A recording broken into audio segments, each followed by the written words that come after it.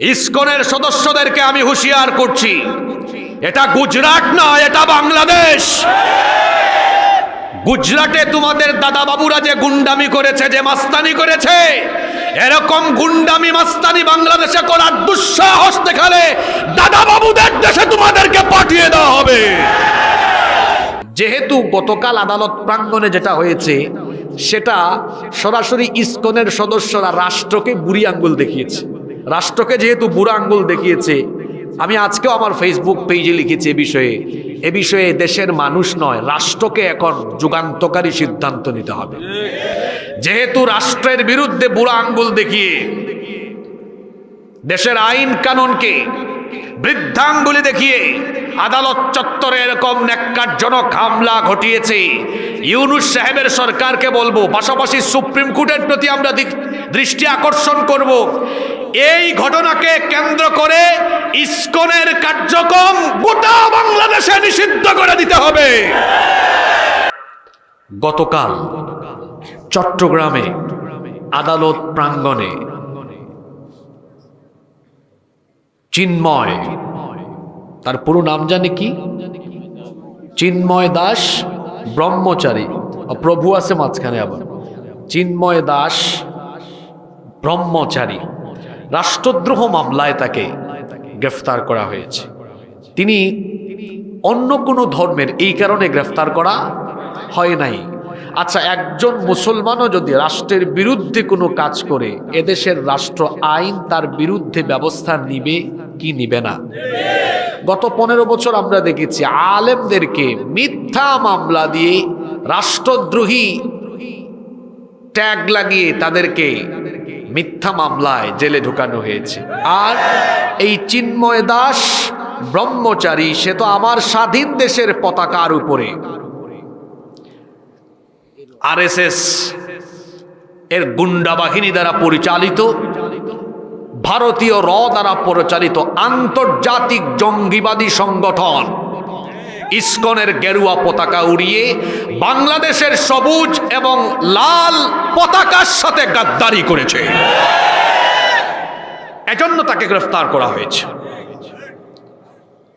কিন্তু এই উগ্রবাদী চরমপন্থী সংগঠন ইসকন এবং তার সদস্যরা, তার অনুসারীরা গতকাল আদালত প্রাঙ্গণে যে ঘটনাটি তারা ঘটিয়েছে, এটা আমাদেরকে অত্যন্ত মর্মাহত করেছে। অ্যাডভোকেট সাইফুল ইসলাম আলিফ, আপনাদেরকে আরেকটি বিষয় অবগত করি, আমি যে বিশ্ববিদ্যালয়ে পড়াশোনা শেষ করেছি, যে বিশ্ববিদ্যালয় থেকে আমি গ্র্যাজুয়েশন শেষ করেছি, অ্যাডভোকেট সাইফুল ইসলাম আলিফ একই বিশ্ববিদ্যালয়ের ছাত্র। ল ডিপার্টমেন্ট থেকে পড়াশোনা শেষ করে এখন তিনি আইনজীবী এবং গত মাসেই এপিপি, অ্যাডিশনাল পাবলিক প্রসিকিউটর, অর্থাৎ রাষ্ট্রপক্ষের আইনজীবী হিসাবে তাকে নিয়োগ দেওয়া হয়েছে। যেহেতু এটা রাষ্ট্রদ্রোহ মামলা, এই চিন্ময় দাস ব্রহ্মচারীর বিরুদ্ধে রাষ্ট্রপক্ষের হয়ে শুনানিতে তিনি অংশগ্রহণ করেছেন। এই উগ্রবাদী চরমপন্থী ইসকনের সদস্যরা তাকে আদালত প্রাঙ্গণে পিটিয়ে এমনকি তার ঘাড়ের মধ্যে কুপিয়ে নির্মমভাবে তাকে হত্যা করেছে। এখানে শেষ নয়, আদালত প্রাঙ্গণের মসজিদ তারা ভাঙচুর করেছে, মসজিদের মুসল্লিদের গায়ে তারা হাত তুলেছে। ইসকনের সদস্যদেরকে আমি হুঁশিয়ার করছি, এটা গুজরাট নয়, এটা বাংলাদেশ। গুজরাটে তোমাদের দাদা বাবুরা যে গুন্ডামি করেছে, যে মাস্তানি করেছে, এরকম গুন্ডামি মাস্তানি বাংলাদেশে করার দুঃসাহস দেখালে দাদা বাবুদের দেশে তোমাদেরকে পাঠিয়ে দেওয়া হবে। এটা গুজরাট নয়, এটা বাংলাদেশ, এটা মনে রাখতে হবে। আমাদের মাদ্রাসার ভাইরা, মাদ্রাসার শিক্ষক ছাত্ররা আপনাদের মন্দির পাহারা দিয়েছে, দেয় নাই? আপনাদের প্রতি সহানুভূতি আমাদের আছে, ভালোবাসাও আছে, কিন্তু এটাকে পুঁজি করে সাম্প্রদায়িক দাঙ্গা, উস্কানি কিংবা চরমপন্থা অবলম্বন করে এই দেশে যদি কোনো ধরনের অশান্তি সৃষ্টি করতে চান, বাংলাদেশের জনগণ এর আগের ফেরাউনকেও ছাড় দেয় নাই, আপনাদেরকেও ছাড় দিবে না। আমরা আরো বহু বছর আগ থেকে সতর্ক করে আসতেছি, ইসকন এটি আন্তর্জাতিকভাবে স্বীকৃত উগ্র এবং চরমপন্থী সংগঠন। ইসকন এটা শর্ট ফর্ম, এদের পুরা নেম হচ্ছে, ফুল নেম হচ্ছে international society for Krishna consciousness, যার বাংলা হলো আন্তর্জাতিক কৃষ্ণ ভাবনামৃত সংঘ।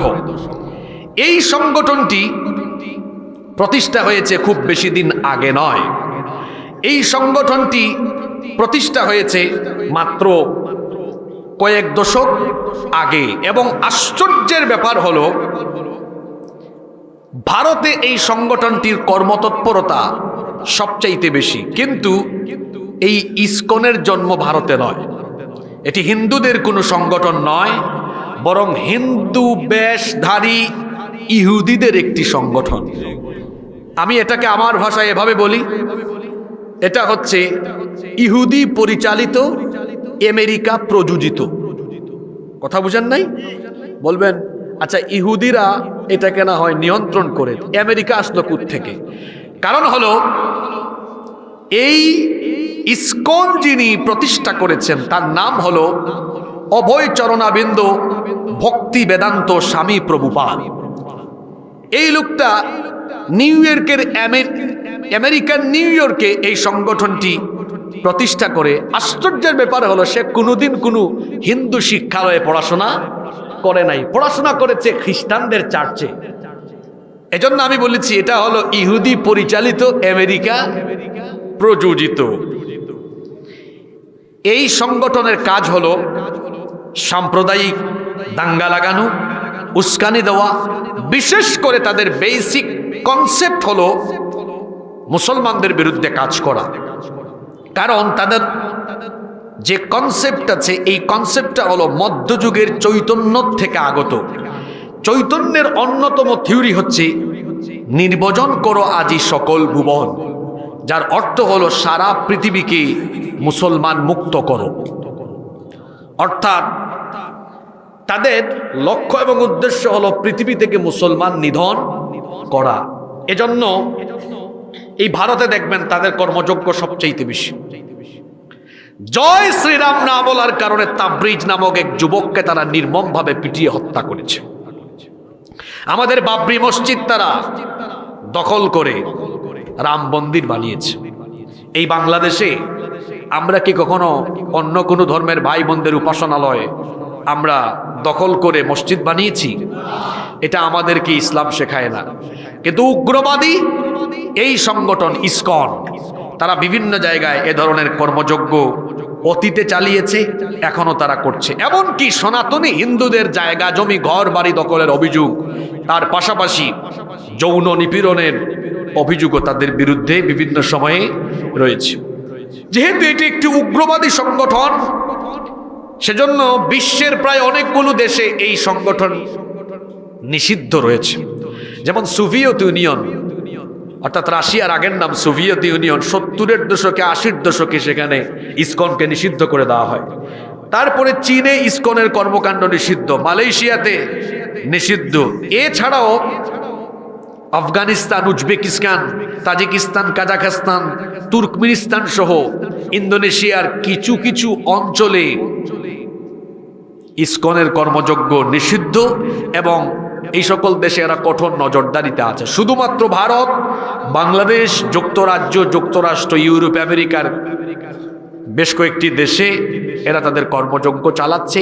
ইহুদিরা এদেরকে উপর থেকে নিয়ন্ত্রণ করে, ভারতের গৌতম আদানি, মুকেশ আম্বানি এরা এদেরকে অর্থ দিয়ে বিভিন্ন সময় সহযোগিতা করে। বাংলাদেশের শান্তি সম্প্রীতি নষ্ট করার জন্য 5ই আগস্টের পরে এই ইসকন বহু অপচেষ্টা চালিয়ে যাচ্ছে। এর আগের যে ফেরাউনরা গেল, এই ফেরাউনরা তো বহু মানুষকে ঘর ছাড়া করেছে, আর আজকে তাদের উপরে এমন শাস্তি এসেছে, আল্লাহ এদেরকে দেশ ছাড়া করে দিয়েছেন। দেশের বাইরে গিয়েও তারা বসে নেই, দেশের বাইরে গিয়েও তারা বসে নেই। আমার দেশের শান্তি সম্প্রীতি নষ্ট করে, দেশকে অস্থিতিশীল করে গৃহযুদ্ধের দিকে ঠেলে দেওয়ার জন্য তারা বর্তমানে ইসকনকে ব্যবহার করছে। আমি আপনাদেরকে সহ সারা বাংলাদেশের মানুষকে বলবো, এদের পাতানো ফাঁদে পা দেওয়া যাবে না। গ্রামে গঞ্জে আপনারা যারা আছেন, আবেগের বশবর্তী হয়ে হিন্দুদের কোনো মন্দির, তাদের উপাসনালয় কিংবা কোনো হিন্দু ভাই বোনদের ঘর বাড়িতে বা তাদের গায়ে হাত তুলবেন না, কারণ এটাকে কেন্দ্র করে তারা ঘোলা পানিতে মাছ শিকার করার অপচেষ্টা করবে। যেহেতু গতকাল আদালত প্রাঙ্গণে যেটা হয়েছে, সেটা সরাসরি ইসকনের সদস্যরা রাষ্ট্রকে বুড়ি আঙ্গুল দেখিয়েছে। রাষ্ট্রকে যেহেতু বুড়া আঙ্গুল দেখিয়েছে, আমি আজকেও আমার ফেসবুক পেজে লিখেছি এ বিষয়ে দেশের মানুষ নয়, রাষ্ট্রকে এখন যুগান্তকারী সিদ্ধান্ত নিতে হবে। যেহেতু রাষ্ট্রের বিরুদ্ধে বুড়া আঙ্গুল দেখিয়ে দেশের আইন কানুনকে বৃদ্ধাঙ্গুলি দেখিয়ে আদালত চত্বরে এরকম ন্যাক্কারজনক হামলা ঘটিয়েছে, ইউনূস সাহেবের সরকারকে বলবো, পাশাপাশি সুপ্রিম কোর্টের প্রতি আমরা দৃষ্টি আকর্ষণ করব, এই ঘটনাকে কেন্দ্র করে ইসকনের কার্যক্রম গোটা বাংলাদেশে নিষিদ্ধ করে দিতে হবে। যদি ইসকনের কার্যক্রম গোটা বাংলাদেশে নিষিদ্ধ করে দেওয়া না হয়, 5ই আগস্টের আগে যেভাবে ছাত্র জনতা ঐক্যবদ্ধ হয়ে দেশের স্বার্থে ভূমিকা রেখেছে, যদি সরকার এই সিদ্ধান্ত নিতে দেরি করে, তাহলে ছাত্র জনতা আবার ঐক্যবদ্ধ হয়ে সরকারের বিরুদ্ধে ভূমিকা রাখতে বাধ্য হবে। আমরা সরকারকে বলবো, আমরা শান্ত থাকব, স্থির থাকব, আমরা কেউ বিশৃঙ্খলা ঘটাবো না। আপনারা রাষ্ট্রীয়ভাবে যদি যুগান্তকারী সিদ্ধান্ত নেন, আমরা আপনাদেরকে সহযোগিতা করব, ঠিক না বেঠিক? এজন্য আমরা দাবি করব, এই কুখ্যাত জঙ্গিবাদী, উগ্রবাদী, চরমপন্থী সংগঠন ইসকনকে বাংলাদেশে নিষিদ্ধ করে দেওয়া হোক। আপনারা মনে হয় চান না ইসকনকে নিষিদ্ধ করা হোক? আপনারা চান কি চান না? সরকারকে বলবো, অনতি বিলম্বে ইসকনকে বাংলাদেশে প্রজ্ঞাপন জারি করে নিষিদ্ধ করে দেওয়া হোক। এটি বাংলাদেশের সকল মানুষ চায়। আল্লাহ আমাদেরকে বুঝার তৌফিক দান করেন।